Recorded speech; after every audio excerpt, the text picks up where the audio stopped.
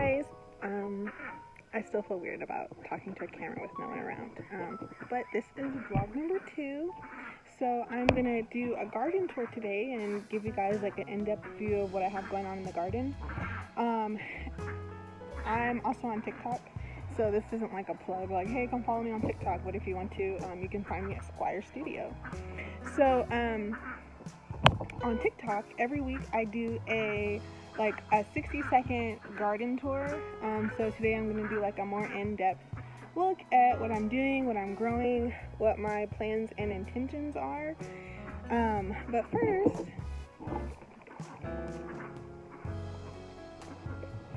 I'm going to take a drink. I wanted to show you all. These were the tomatoes. This was one of the tomatoes that I planted last week. So if you saw last week's video, my very first vlog, I planted these tomatoes called orange hat tomatoes. They're a micro-dwarf orange tomato, cherry tomato, and the plant's supposed to get 6 to 9 inches tall. So last week, as I was doing my first vlog, I wanted to keep my hands busy while I was talking. So I planted these tomato seeds, which I mentioned I had already tried to start at least 3 times, I feel like, and each time I was unsuccessful. So I actually have a seedling. I ended up transplanting it to this pot. These came up actually, I want to say 4 days after I planted them, which is the fastest they've ever come up. I have a mini grow light in my, I have like a additional room attached to my house, and it's kind of like an indoor patio / there's like a grill and stuff in there. So I do a lot of my like garden stuff and a few other things in there, but I have a miniature grow light, so that's where I've been keeping the seedlings. Like I said, I wanted to try to grow these inside. So these came up after about 4 days. I really think the grow light contributed to that, because when I kept them outside, the first few times that I tried to germinate them, the soil either got dried out too quickly, or because I was nervous about the soil drying out too quickly, I overwatered them and then they dampened off. So this is the third or fourth, I can't remember, time that I've had seedlings, but this is the biggest that they've ever gotten. And this is only a week's worth of growth, so this is awesome. I will have to say that one thing I learned, so a lesson that I've learned between last week and this week, is the garden hack of using an empty toilet paper roll as seedling starter is not a good idea, because it was either I was watering them and then the cardboard soaks up the water really, really easily and started falling apart. So I had to transfer this one to a plastic pot. This one was the first one to come up, so I transferred to the plastic pot. And then the other ones I kind of scraped out of the toilet paper rolls whenever they started falling apart, and I put them in. This is my tried and true. This is what I normally use to start seedlings, but I thought I would try something different.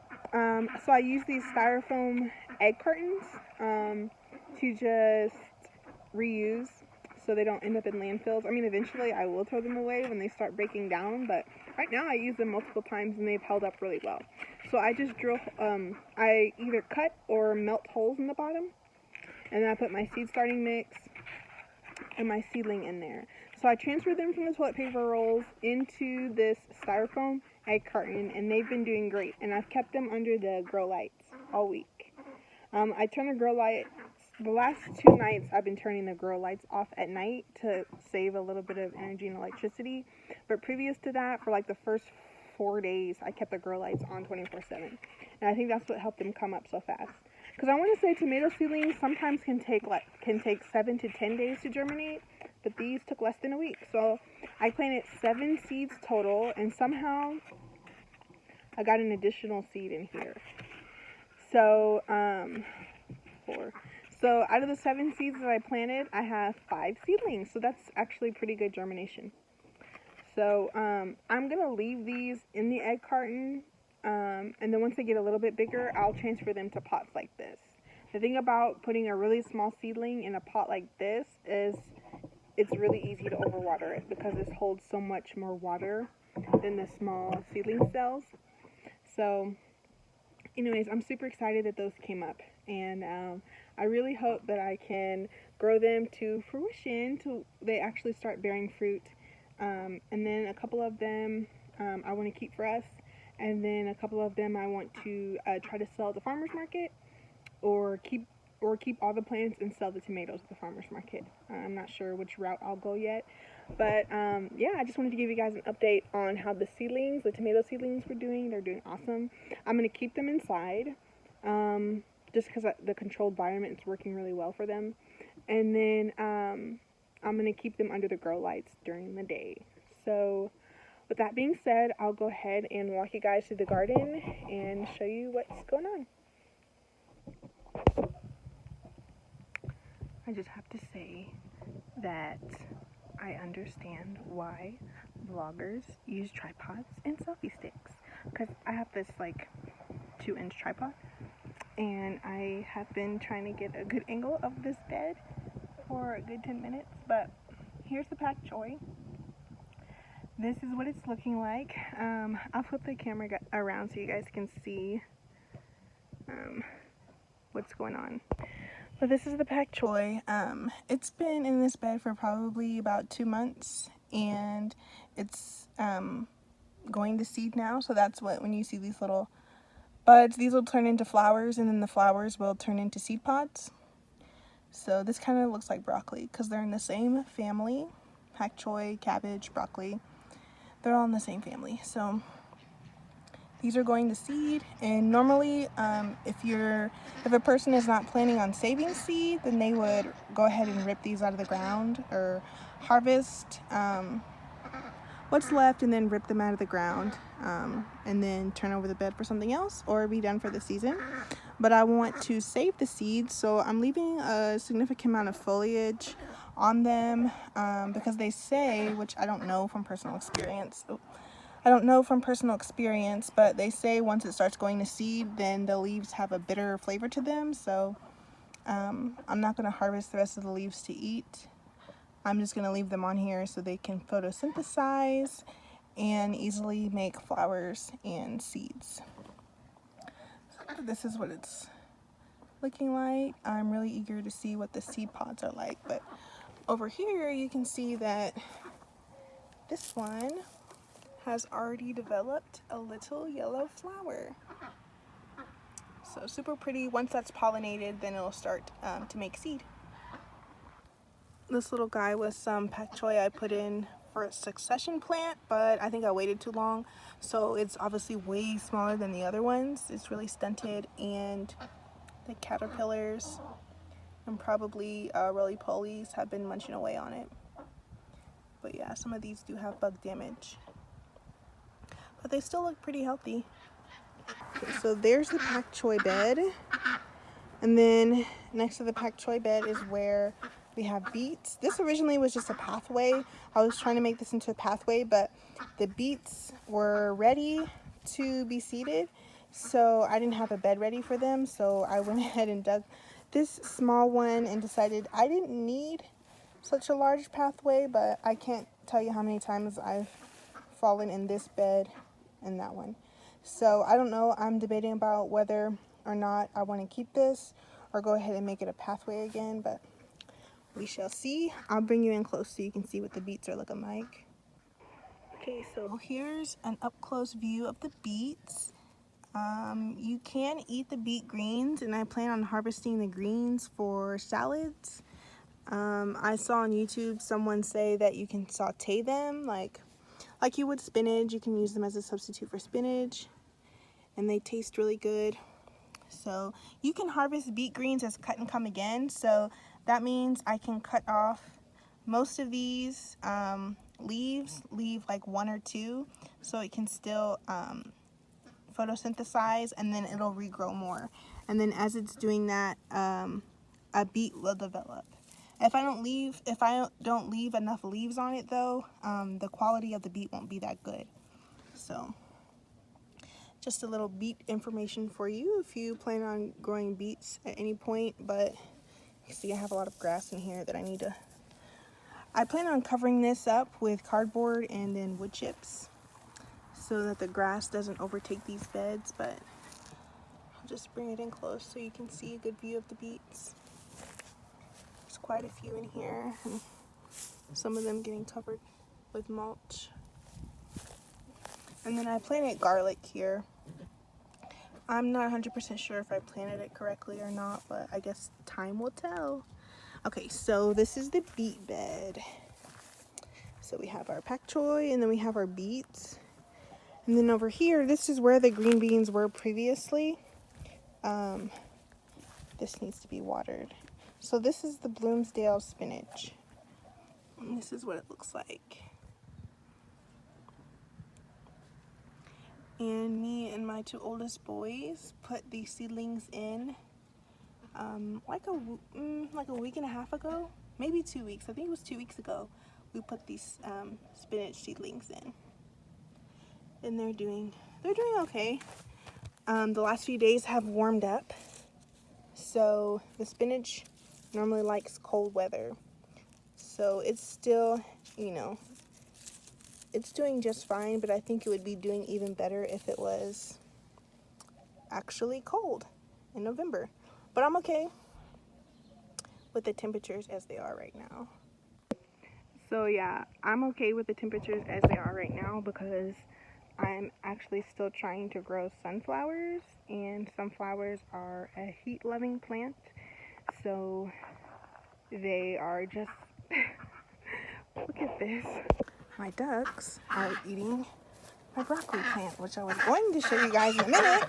Shoot.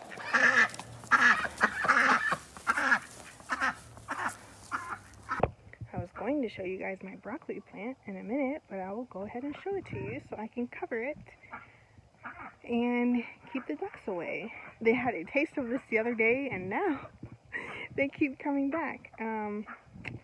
They had left it alone for a long time, and they got a piece of it yesterday, and now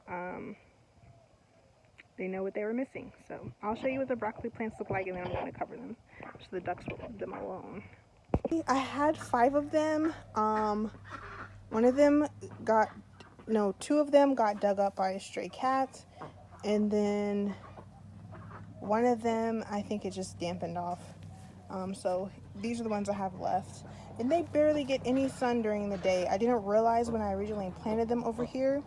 I have this privacy wall, and it just separates the backyard, my backyard, from my neighbor's backyard. And I didn't realize how much of a shadow it casts in this area. So these broccolis get maybe like 2 hours of sun a day. So I hope that that's enough for them to actually grow a broccoli, but to grow a head of broccoli. But we'll see. If not, we can still harvest the leaves, and you can substitute them for collard greens. So you can eat broccoli leaves just like you would collards. Over here is my attempt at ranunculus, but I'm kind of letting the weeds overtake this bed because ranunculus, once they sprout, you kind of just leave them alone until the spring. So I've been watering them when the soil is dry. But other than that, I put these plastic forks in here to keep the stray cat out that comes over here. So, but you guys can see I have tons of weeds and then like a ton of grass. I had pulled up all the grass that was back there, and then I was planning on putting cardboard and mulch, and haven't done it yet. So now the ducks are eating the strawberries. Okay, shoot. I'm gonna have to chase them to the other side of the yard. Daisy, no. Yeah, I'm gonna have to go ahead and invest in a selfie stick. So normally the ducks stay on that side of the yard, and I'm thinking about putting I have this little garden fence. I'm thinking about putting the garden fencing just all along here so they don't cross over. I normally like them to eat the grass that's over here, but most of the grass is dead now, so they just come over here and eat my plants. So that was the broccoli. I'm going to cover those real quick, and then I'm going to show you guys the sunflowers and the lettuce. Took a bite. This was a full leaf before they got their little beaks on it. So yeah, and then they munched on this. I harvested some broccoli leaves off this plant the other day, and I was going to cook them, but I haven't yet.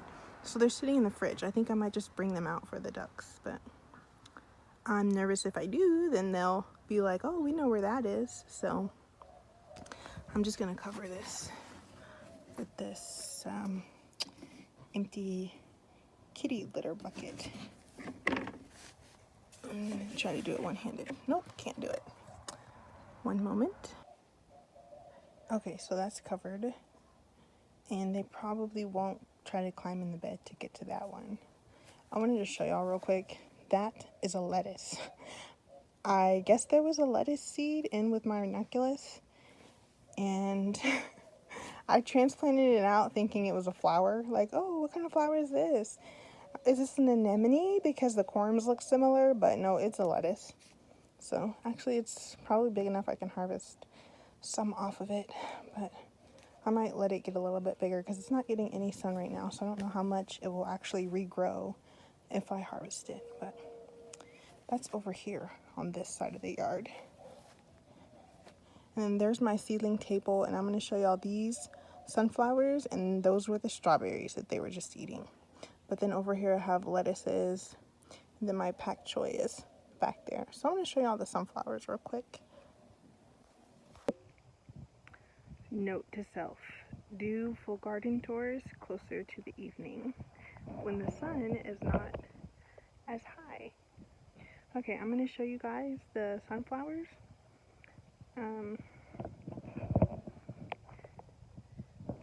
I'm really glad, I'm surprised, but also really glad that it is almost the end of November and they're still thriving. They're still doing really well.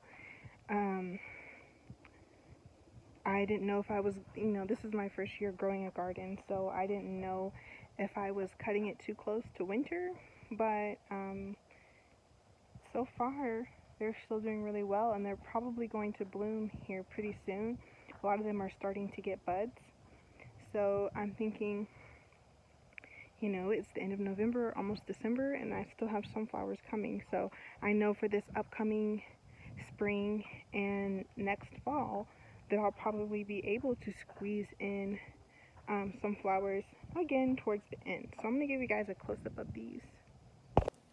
Here's what they're looking like. They're so pretty. And because I am growing some flowers to sell at the farmers markets, or I sell them from home, but I do grow these for production, so that's why I have them planted so close together. If you're a home gardener, you don't have to plant these this close together, but I plant them 6 inches apart, and these all are pro-cut sunflowers.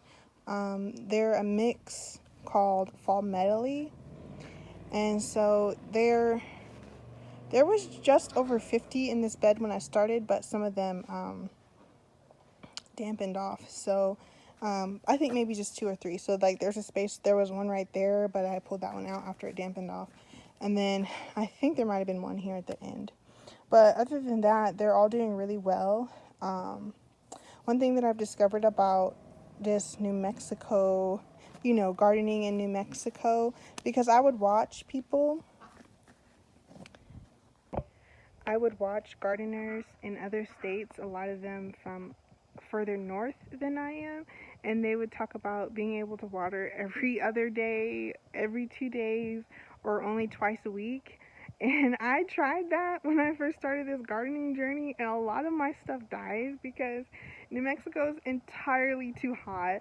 The UV rays are way too intense to not water every day. So that was one of the lessons that I learned, not as quickly as I would have liked, because I kept thinking everyone else doesn't have to water every day, but I do. So the sunflowers were looking really sad at the beginning of November, and I thought, oh, it's fall, so I don't have to water them every day, but false.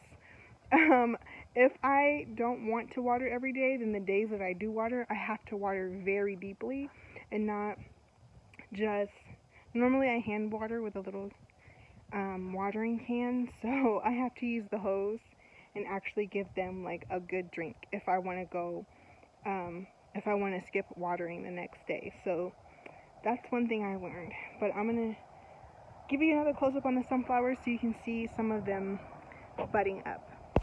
So here's a close-up. You can see like some little buggies. I've been getting them, but they're still doing really well. I just need to keep them well watered. Like I was saying, some buds are starting to develop. This is the fall medley mix. So these will be a mix of like orange and like some red coloration. I got the seeds from the Gardener's Workshop shop, which is a flower farmer named Lisa Mason Ziegler. That's her business. So she sells this mix of seeds. And I thought I saw a bug in one of these. Is that a bug? I don't know what that is. Okay. So yeah, that one's starting to get a little bud. But yeah, they're still doing great. Another thing is like some people, other flower farmers, I joined a flower farming group on Facebook, and some of them are talking about the height of their pro cuts. I have not experienced that. So this is like, it may get a few more inches taller than this. And this looks maybe like, I don't know how tall it is. I'll have to take out a tape measure. But some other flower farmers were talking about getting pro cut sunflowers that were, I don't know, maybe some of them were saying like 3 feet tall. Mine don't do that. I'm not sure if it's because of my soil or just because the days are shorter. I think it might be because the days are shorter. Maybe. So hopefully in the summer I can get longer stems, but we'll see. You know, this was my first gardening year, but the summer will be like my first summer really in like what I'm calling like full production. Because this past summer I tried to grow everything in containers. Like I used plastic totes and I used grow bags, and everything was just so stunted because their roots couldn't get super deep. Even though they say grow bags are great to grow in, I was trying to grow sunflowers in grow bags, and that did not work out as well as I had hoped. So I'm going to show you guys the lettuces. They're here. So these are right behind the sunflowers. And I'll flip you guys around so y'all can get a closer look. So these are the lettuces. These came from a red and green romaine mix. And then these are butter crunch. These I started significantly earlier than I did those. But I feel like those are going to catch up with those really quickly. So these are the butter crunch. These are Japanese red mustard. These have grown pretty slowly for me, but I did try to seed these 2 previous times and they dampened off. So I learned that I was overwatering these really badly. And then these are Romanesco broccoli. So if you don't know what Romanesco broccoli is, Google it. They look super cool. So I'm hoping that I can get a few heads from these. A few heads of those. So yeah, here's what the layout looks like. The Romanesco and the lettuces, the spinach and snapdragons, the beets, the pak choi, the sunflowers, and then over there I'm digging another 10 foot long by 3 foot wide bed, and I want to do several more, like up until it gets to this retaining wall. Okay, yeah, there they are, back over here looking for the broccoli. Okay guys, ladies, scoot. I'm glad I put that bucket over there. This one over here, that's Hershey, got behind this little garden fence the other day and took a big bite out of one of the Romanesco leaves. This is my little seedling table. So I made a little greenhouse from this tote. And then I have some beets growing here that once those are ready to pull, the ones that are over there, I'm going to succession plant these. If I end up leaving those in the ground for a while, then hopefully by that time, maybe the pak choi will be done and I can put these beets over there. But there's some lettuce seedlings that I put in a container, and that is a moringa. That is a moringa tree that the ducks got a hold of and ate all the foliage off. So they like moringa. We're digging a bed here, and then I want to put at least 2 more, maybe 3. It's just that when the sun goes behind the house, this doesn't get that much as much light in this fall and winter, so it doesn't get as many hours the closer it gets to the house. But in the summer, this gets so much sun, complete full sun, which is why I was nervous to start growing over here. I grew everything in grow bags under that tree because it was all getting burnt up. But that's when I realized that I wasn't watering enough. So yeah, this whole side of the yard, get kind of a full view of it. So next year, I can kind of do a comparison of how it looks. But this whole side of the yard is going to be our market garden. I want to sell cut flowers at the local farmers market and maybe do like a little flower stand outside of our home. So hopefully in the spring, this will all be flowers. That's my plan anyway, for this to all be flowers, and then over on this side for it to all be vegetables, and then to do kind of like a fruit patch over there. So yeah, there it is. That's all I wanted to show in the garden today. Just kind of how things are doing. It'll be my goal to do maybe like, I don't know if I'll do a weekly garden tour, just because I only have a few rows of crops, but maybe once every 2 weeks. We'll see. So until next time, keep learning and keep growing.